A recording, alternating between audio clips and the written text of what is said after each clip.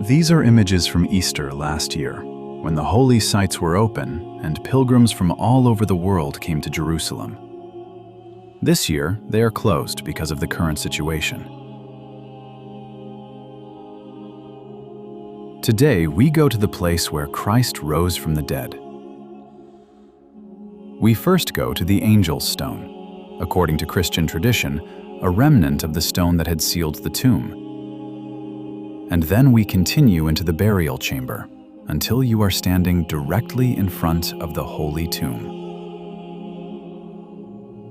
Normally, these paths are full of pilgrims at Easter. Now, they are empty. The Via Dolorosa lies still. In front of the Church of the Holy Sepulchre, there are no processions, no dense crowds of people. And yet, Easter remains the feast it has always been, a feast of joy. In other years, on Good Friday, a large procession moves through the Old City.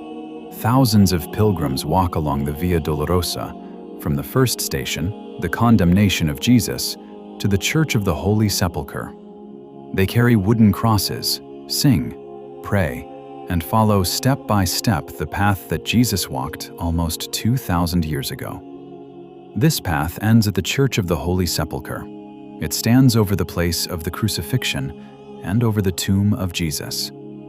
Inside the Church of the Holy Sepulchre, there is the Edicule, a chapel over the venerated tomb. After entering, you first come into a small antechamber with the Angel's Stone, and from there into the actual burial chamber. You will see this place in a moment. We are walking there now with the procession. What happened after the crucifixion? What do the Gospels tell us?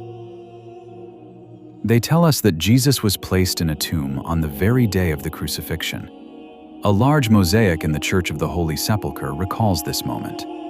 Joseph of Arimathea took the body, wrapped it in linen cloths, and laid it in a new rock-hewn tomb in which no one had yet been laid. A large stone was rolled in front of the entrance and sealed it. The place was clearly marked, a tomb near Golgotha, outside the city walls of Jerusalem at that time.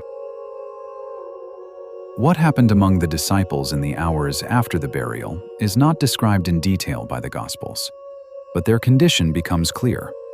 Already at the arrest of Jesus, the disciples fled, and when the risen one comes to them for the first time, he finds them behind closed doors out of fear.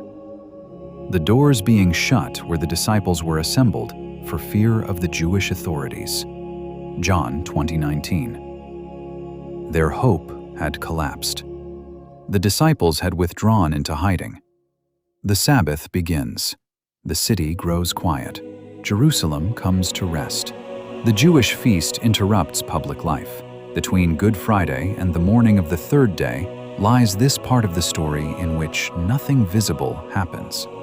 A sealed tomb, a silent city, and desperate disciples who do not know how to go on.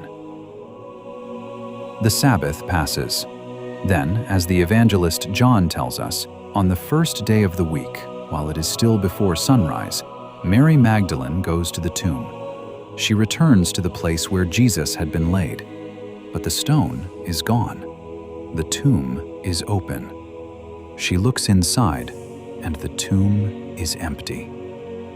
Mary Magdalene remains standing before the tomb. She weeps.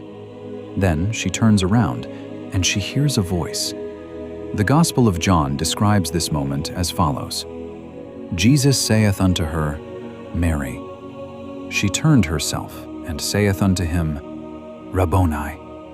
John 20:16. This is the turning point. The crucified one stands alive before Mary Magdalene. From sorrow comes joy. No more crucifixion. No more stillness of the tomb. Jesus Christ is risen. We have arrived at the Church of the Holy Sepulchre, and now we go inside.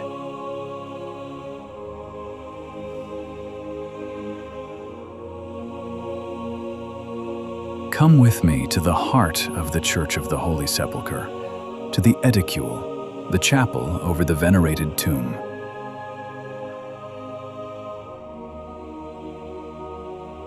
This is the Edicule.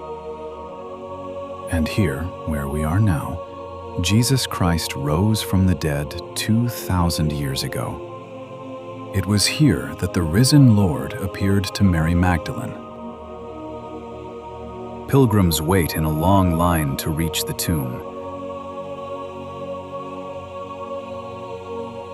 Now we go inside the Edicule. In the small room at the entrance, you will see the Angel's Stone. And then we go into the burial chamber, into the sacred space in which Jesus was laid and from which he rose on the third day.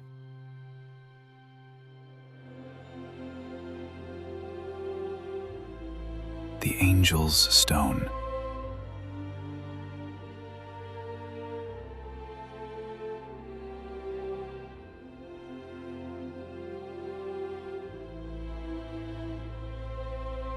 The Holy Tomb. Here he was laid to rest, and here he rose again.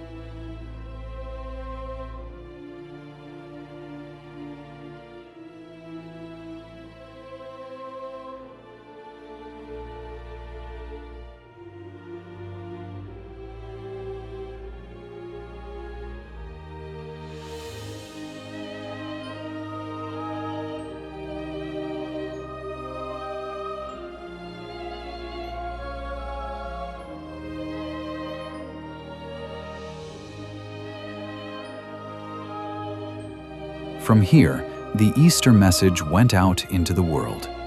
Jesus Christ is risen. This means death does not have the final word, and there is hope, even beyond this life.